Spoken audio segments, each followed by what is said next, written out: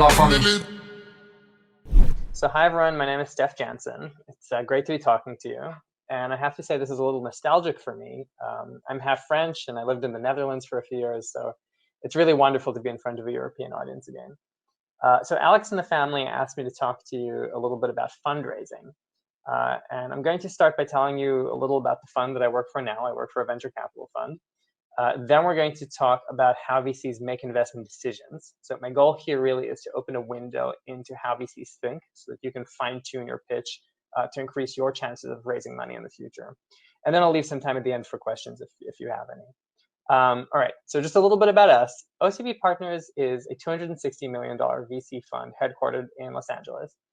We make investments of around $10 to $15 million, usually in US-based companies with about 5 million or so in revenue. We're sector agnostic, but we have 3 areas where we feel like we can add a lot of value. And each of those is focused around the strengths of one of the principles in our fund. So the first area is life science. One of the principals in our fund, Zohar Loshitzer, is a serial medical device entrepreneur. And he has a team of life science PhDs, and they help him prospect deals. The second area is around SaaS. So our managing principal, Hemi Zucker, was involved in founding and then taking public a multi-billion-dollar company. He made over 160 acquisitions as the CEO of this company. So he can add a ton of value in areas like M&A, roll-up, scaling, operations, floating companies, all things like that. And then the third area is prop tech, right, or real estate technology investments. And our third and final principal runs a real estate-focused private equity fund with over $30 billion in assets. And so we look for opportunities to invest in companies where those assets can be value add. So this is an interesting time right now in venture capital. I see many VC friends of mine posting that they made their first ever remote investment where they never even met the team or visited the company's office. And our portfolio company, Social Native, just completed a remote acquisition. Right? So think about this for a second. They had to overcome issues of currency, language, regulation, market, products, culture, and all of this in the middle of a pandemic and all remotely, right? So if you feel like you meet our investment criteria, right, if you're looking to move to the US with your next fundraise and you've reached the $5 million revenue milestone, I'd love to hear from you. So feel free to reach out to me on LinkedIn. I'd love to start building that remote relationship with you. All right, so now what I'm going to do is I'm going to dive a little bit into how venture capitalists think. And I was reading a report by Aqua Partners that drew an analogy between investing and driving a car. And they said that you can look forward through the windshield, right? And that's your vision. That's why you think your tech is important. What do you see that no one else sees? Or you can look backwards through the rearview mirror. And that's the company's track record or financial history, things like that. Both ways of thinking are quite important. And I'll try to give you a few examples of each, and then I'll kind of draw lessons from that you can use to fine-tune your pitch to a VC when you're going to raise money. So looking forward through the windshield. So Ben Horowitz gave a commencement address at Columbia called Don't Follow Your Passion. And he makes an interesting point in there. He says, listen, if people come to me and they say, I have this great idea for a battery technology, right, to be used for cars, he'll respond by saying, well, I agree with you. This is probably a great idea, right? But lots of very smart people are working on this already. Right? So everyone at Toyota, everyone at Tesla, they're already thinking about how can we make smarter batteries for cars. So it's very unlikely that you as an individual, as an entrepreneur, really happen to stumble across this area that everyone already knows is going to be super important. And what he says, that what he prefers to see in terms of a vision is he prefers to see some niche experience that's unique to you, right, married to some kind of insight that allows you to see something that no one else sees, right? And he typically asks entrepreneurs, what do you believe to be true that no one else does, right? And the quintessential example that he gives of this is Airbnb's story, right? So when Brian Chesky was getting started over there, he originally had this insight that once upon a time, before the age of hotels, there was this whole cottage industry of people who love to go stay in bed and breakfast locations. And they were lovely. You would walk in, there'd be someone would get you, like, make you breakfast in the morning. They'd give you maybe local tips that are personalized to you and this place that you're staying in. But the problem was that they had a consistency problem, right? Some bed and breakfasts were great, others were terrible. And you, as someone who was staying there, you really had no recourse, right? If you had a terrible experience, there was nothing you could do about it. So hotels really kind of emerged as a solution to that problem. They came along and they said, listen, we're going to be perfectly consistent. A hotel in Dubai is going to be the same as a hotel in Delhi, right? A Hilton in Canberra, Australia is going to be exactly the same as a Hilton in British Columbia in Canada. And so that really solved that problem. And for a while, people were they were willing to sacrifice the quaintness, right? The local tips, the personal interaction with a bed and breakfast owner in exchange for the consistency of hotels. But the team at Airbnb realized, wait a second, in the modern age of technology, we don't have to compromise because we can use reviews or we can use photos to give people a sense of what the Airbnb is going to be like and to give them some kind of recourse. So it's this natural crowdsourced quality control, right? If something doesn't go right. And so that way you can really have the best of both worlds. On the one hand, you can have the personalization and that kind of intimate feeling of a bed and breakfast, but you don't necessarily have to suffer for lack of quality, right? And then Brian Chesky went and he married that insight which he had, which most people had forgotten, with some data. So he went and he bought some air mattresses, which is where the name Airbnb comes from. And he put them in his lounge floor, and he went out online and he said, hey, I'm renting out my apartment. If you want, come stay in my lounge. Just pay me a bit. And he ran this test multiple times, and he collected some data to show that there was indeed demand for this. So lesson number one here is learn to articulate your pain, right, in such a way that you're solving that pain in terms of your unique insights, right? So what do you know that very few people around you actually know? And then marry this with some data so that the VC can really see that not only have you thought about this, but there's some actual validation that you're actually correct in your hypothesis, right? Another thing that you might want to think about when you're looking forward through that windshield of your car is your market big enough, right? And in order to understand why VCs are obsessed with markets, right, one thing you are going to have to understand a little bit is how VCs think mathematically. So VCs are businesses too, right? We have our own competitors, both in terms of other VCs, but also in terms of other assets, right? So we have investors who invest in venture capital funds, but those investors could just as well invest in stocks, right? They could invest with bond traders. They could invest in real estate. But unlike most other types of investments with which VCs compete, it can take 8 to 10 years for VCs to get their money back, right? And also during this time, your money is illiquid. You can't sell it like you could sell a stock in the stock market.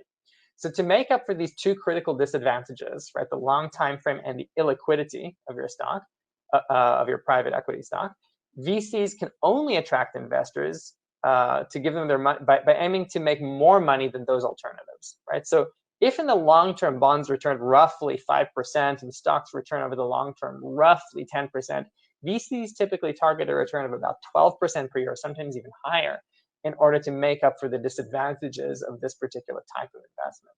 Now, if you do the math on that, right, and you compound the return for 10 years by, say, 12%, which is, let's say the average lifetime of a fund, again, because startups take so long to exit, if you do the math, what that means is that a VC has to triple their money in order to give their investors back that 12% return.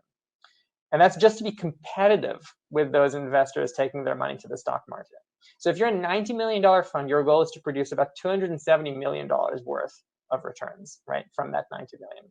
So let's walk through this example and see how a VC might achieve this, and then I'll draw a lesson to how this means you should talk to the VC so that they feel that you're speaking their language. So suppose we have a $90 million fund. Suppose we split that $90 million between 9 investments, right? $10 million each. Now, VC statistics typically tell you that about a third of those will return 0 times the money. A third of those will return about 1 times the money. And that means that in order to hit our goal of tripling our money, we need the remaining investments to make roughly 8 times the money invested, right? Following me so far? 3 investments of 10 million return 8 times the money. That gives us 240 million. And then plus 3 investments that return 1 times the money, that gives us 270 million, right? So congratulations, we've tripled our money. And there's a few important consequences that fall out from this analysis. Whenever a VC is assessing an investment, mentally, they're going to be asking themselves, does this have the potential to return 8x my returns, right? And VCs will often round that up to 10x, just to add some little room for error. If not, we have a math problem.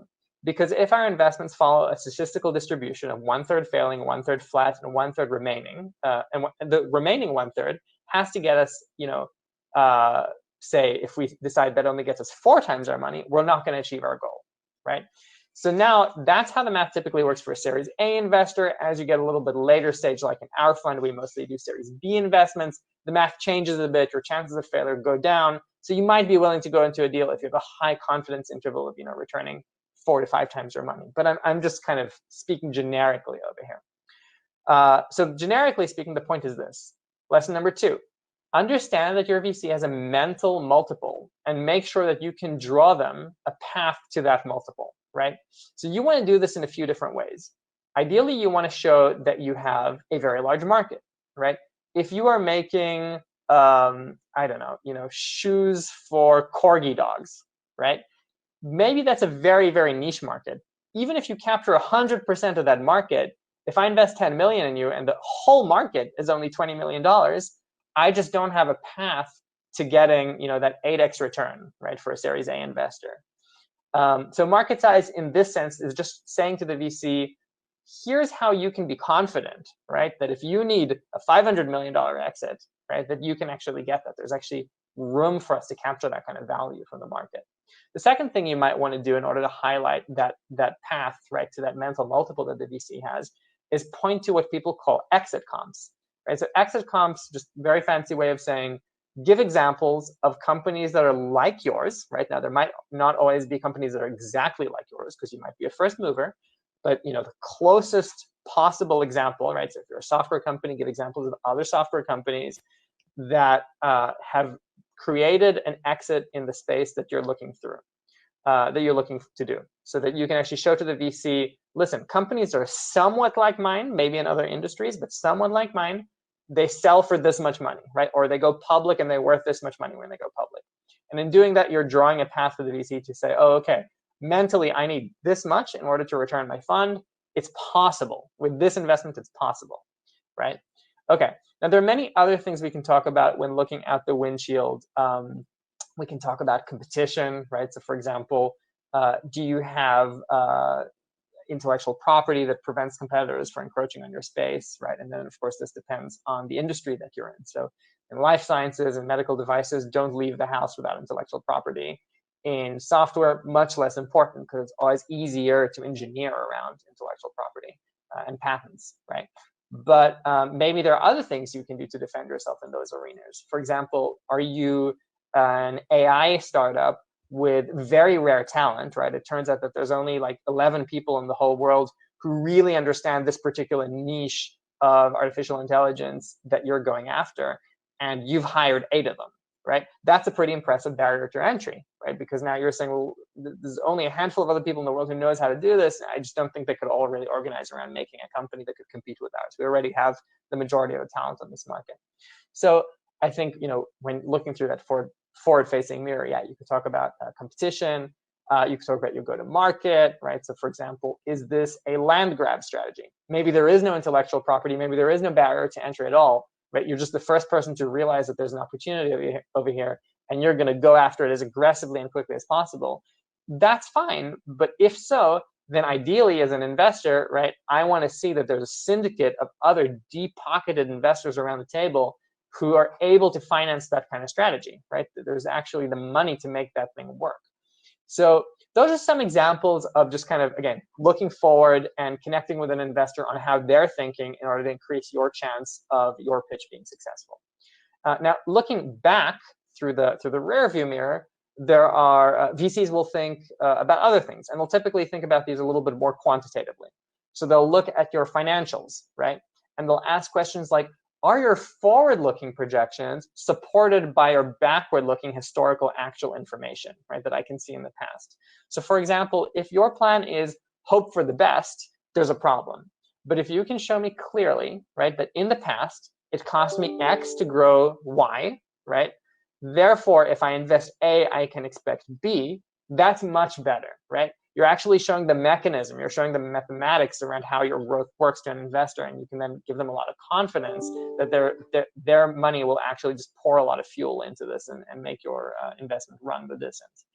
Do you have a contract, for example, that shows that you'll be making your projections, right? If you have that, great, wonderful. But don't show me a revenue line that's been flat for a few years and tell me it will triple next year without substantiating that somehow, right? That will instantly turn off investor. So lesson 3, substantiate your assumptions, right? It's fine to say, we're about to take off. It's fine to say we're at the beginning of a hockey stick, but you need to have something that actually makes that believable, right? Otherwise, the investor is purely investing in you as a person. And by the way, in some stages of investments, that's fine, right? If you're a seed investor and that is the game that you're playing, you're not investing based on traction, that might be the kind of thing that you're comfortable in doing. But most Series A investors, and certainly most Series B investors, like the fund that I work for right now, will look for some kind of track record, product market fit. They'll look for some track record of growth, right? Historically, in order to substantiate this assumption that if they give you $10, $20 million, that you actually know what to do with that. All right. Then there's many other things we can talk about in terms of looking back through that rearview mirror, but I do want to leave some time for questions, so I'm just kind of going to rush through this. Investors will typically look at the team, right? So for example, is there a history between the founders? Are they old friends, right? I think that's quite important often, right? So 500 startups ran this post-mortem on many of the companies that they invested in, and they found out that founder infighting, right? So when the founders just get really sick of each other, they can't stand each other, personality issues, is one of the biggest threats to startups, right? So for example, I was an investor in Israel for many, many years. And in Israel, one of the things that's just known is that founders that come out of the same unit in the army together, they tend to do very well, right? Because they've already been stress tested for 4 years, right? They've already been working together with these people in very stressful environments with very little resources against time crunches, right? Mission critical. And they've survived and they're still friends today. And then they, knowing all that, made the decision to go back into a startup and put themselves into a similar environment all over again, right? So can you show some history between you and your co-founders? Maybe you were co-workers in a high-stress tech company, which leads me to my next point. Where does your technical know-how come from, right? Were you trained, or was your CTO, if you're not technical yourself, was your CTO trained in a company that endows them with the necessary skills, these rare skills that are necessary to start the startup and do something that no one else has figured out how to do yet? Maybe you came out of an elite university. Maybe you're self-trained. That's fine. But again, you have to be able to substantiate why it is that you have this knowledge that you have. So if you're self-trained, be ready to link to your GitHub, right, and show me all these Git points that you've been collecting, and that you are a member of this community, and that you've rose to the attention of respectable programmers, right? So I think the team is something that we'll look at a lot. Another thing that we'll look at, which is kind of a double-edged sword, are there any serial entrepreneurs around the table, right? So serial entrepreneurs are interesting because on the one hand, they do tend to increase the chance of the startup being successful. On the other hand, they tend to arbitrage that value away by increasing the valuation of the startup, right? So VCs know that serial entrepreneurs tend to be lower risk. They tend to offer them higher valuations, right, for the same milestones.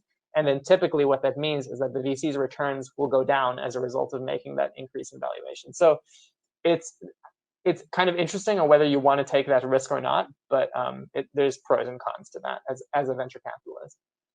And then, one of the other things we'll look at is their historical response to your product, right? So have your customers, do they have great things to say about you? Are they churning very quickly, right? If they're all running for the doors, that would be a huge red flag. If you're in, for example, a medical device, right? Digital health, medical devices, pharma, right? What do the key opinion leaders, right? Experts, what do they say about your product? Has the reception been positive, or are people saying, oh, this is absolutely impossible, this would never work, right? If you're launching a consumer product, right? How has the media responded to this, right? So these would all be good signs that that there's some kind of early buzz, right? Early product market fit. If you're creating hardware, a consumer hardware product, right? Have you tried, for example, going the route of crowdfunding? Have you tried going to Kickstarter or something like that? Because that could be used as validation. If you say to me, listen, I ran this Kickstarter campaign and all these people were willing to give me money in order to pre-order my product, that gives me a lot of confidence as an investor that actually there is demand, that there's product market fit for what you're doing. So those are all the kinds of things that we would look for historically when we're looking through that rearview mirror of the car. Okay, I've been talking for, I think, just under half an hour over here, and I know the family wanted to leave some time for questions over here at the end. So I will open up for questions at this stage. Does anyone have any questions that they would like to ask me? I believe if there are questions, I will see them over here on the right-hand side of the screen.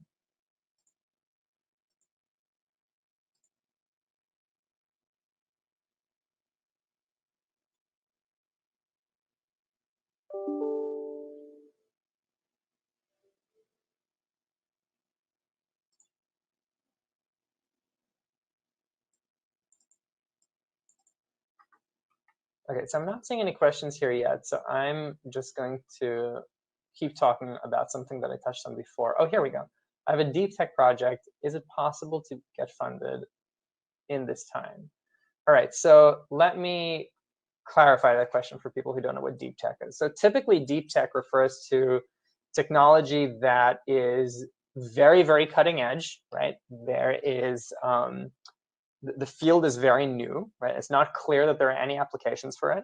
So examples of deep tech might be, for example, things like quantum computing, nanotechnology, things that are, there haven't been huge companies built in this space. And deep tech typically, historically, has found it harder to get investment because usually the time to actually develop a startup in deep tech takes a lot longer than typical investments. So can you get funded in this environment? I would say it depends on the investor who you're talking to, right? So if you're talking to an investor like us, who specifically requires that we see traction of a few $1,000,000 in revenue, right? We're later stage investors by definition. That's just the stage that we're playing in. This is not a good time for you to be reaching out to us as investors. However, many other investors right now are taking a different view. They're saying, listen, COVID, right, has made it extremely difficult for many startups to execute on their plan because it's just disrupted everything. And so maybe now is not the time, right, to be investing in traditional revenue generating companies. Maybe now is exactly the time to be investing in a technology that's going to take a few extra years to mature, because right now that's just the best use of funds. Like, we just don't believe that anyone can be out there in the market right now growing super aggressive. I'm not saying I'm agreeing with this. I'm saying this would be the view that an investor might take. And so therefore now would be the chance to invest in a long-term R&D project, right, that might pay off a little bit later. So I would say absolutely yes, you can get funded right now, but it takes, you would have to make sure that you're pitching to the right investor. I know that Steve Jurvetson, for example, recently started a new VC fund specifically focusing on deep tech. And I'm sure that if you just did a Google search for VCs investing in deep tech, you'd find a few of them. Yeah, so I would say you can, but know your audience, figure out who it is that you're pitching to, and make sure that you've done the research to make sure that that the investor is the right fit for you. All right, I have a question over here. You've mentioned that you could have a business idea. You mentioned that you could have a business idea that it may not be in your field of expertise. In my case, it's AI related, and because I'm not familiar with the technical stuff, I'm stuck on executing my business plan. Do you have any advice? So I would say definitely in order to know, given that you're not an expert on this area, in order to know whether your idea is worth pursuing, I think sometimes there's a case for saying, hey, I'm going to keep my idea secret. I'm not going to tell anyone around it. I'm going to work on it and then come out of stealth mode one day and hit the market like crazy. But because you don't have that insight, right, or you don't have that technical expertise in order to determine whether your idea might necessarily be a great idea, it might make sense for you to start actually telling everyone who you know, right, who works in AI about this idea and say, listen, here's my idea. Does this make sense, right? Like, can this even be done? And in having those conversations, what I think you'll find is that people start pointing you around. They say, well, this is not exactly my area of expertise. I'm more of an area in like this little subsector of AI, but I have a friend who works in something a little bit closer to what you're talking about. And I think in doing that, you'll get closer and closer to people who can give you relevant feedback about this. Now, as you do that, you can also start having conversations with them. Hey, listen, maybe you love your job working in AI at Google, but maybe you know someone, one of your colleagues, who's looking to leave for a startup, right? There are, for example, in Silicon Valley and many other parts of the world, I think in Berlin and in Ireland and all kinds of places over Europe, there are many people who that's their plan. They want to go get trained in a big company for a while and then jump ship and start a startup someday. So yeah, I would say, do some product market validation, because you have to do that anyway. And in doing that, you might find a partner. You might find the talent necessary in order to launch your business.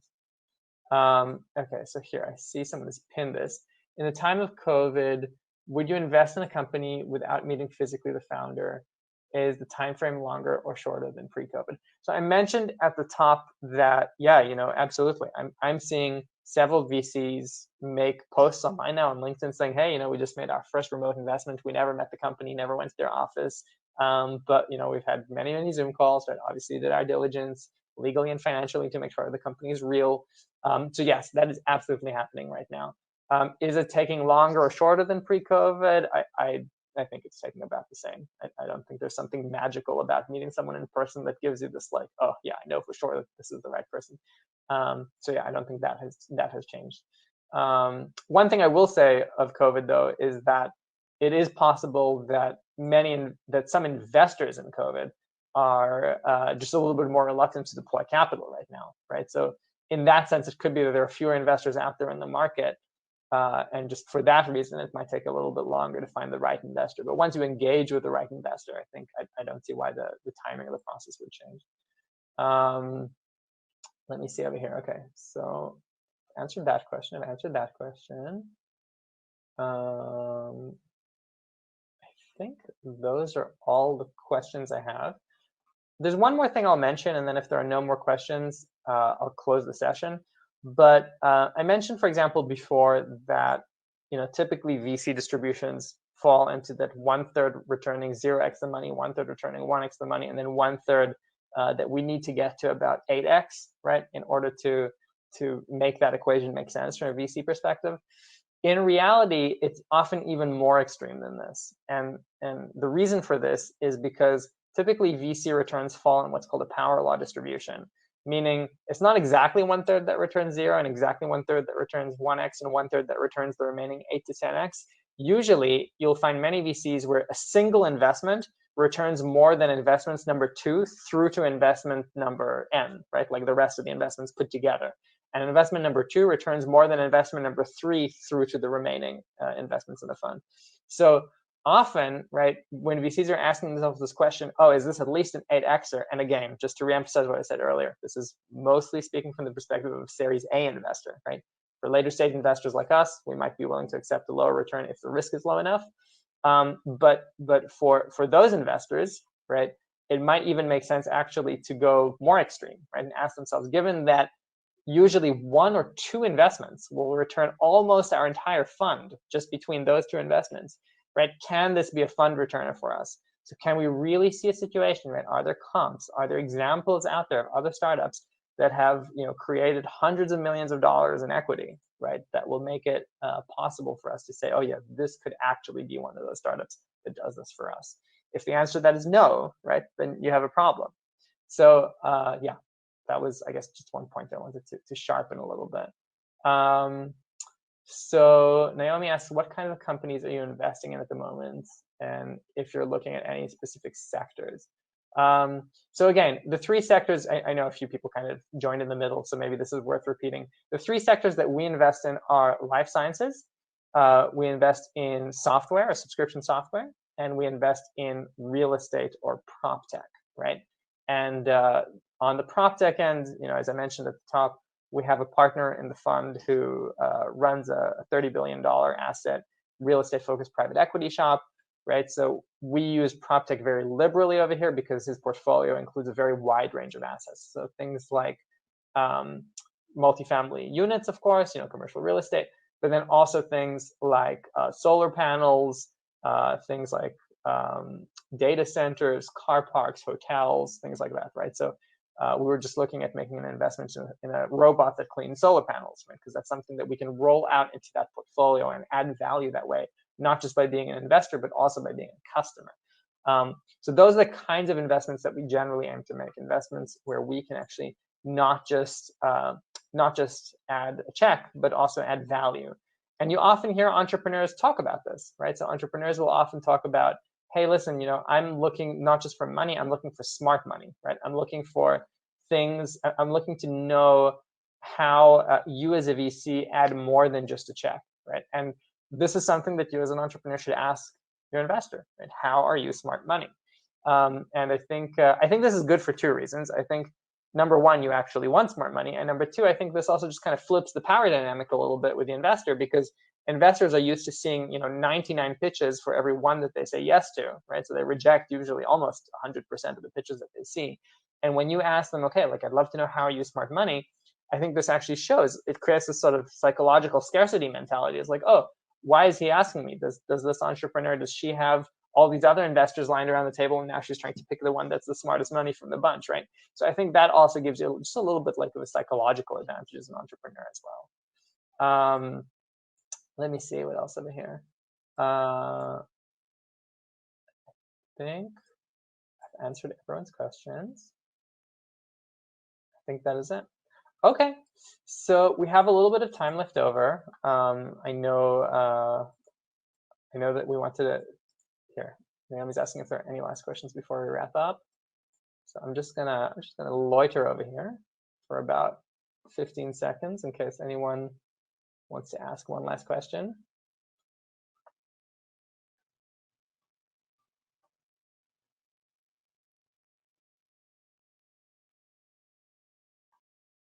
Naomi says money doesn't raise itself. This is very true. Money definitely does not raise itself. And I guess one thing I'll kind of close with is that venture capital is one route, right, for raising money, and it's right for startups that want to grow hyper aggressively, right, and take a huge risk, bring on external investors as board members, right, who will have some kind of say in the future of where the company is going. But that is not necessarily the only path, right? And there are many exits, even some successful technology exits, that are not VC backed, right? Like some companies do in fact grow organically.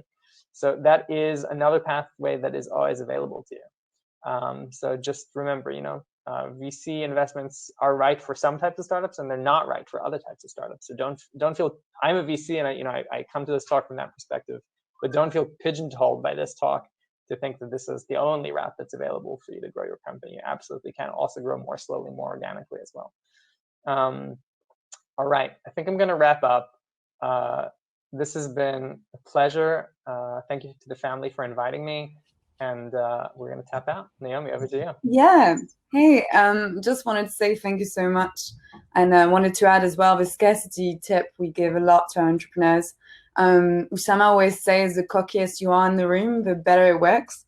I think I've heard a couple of stories of like entrepreneurs just running out of meeting rooms and just getting funding. So sometimes it pays off. But thank you so much. It was really cool hearing all your tips. I did some notes.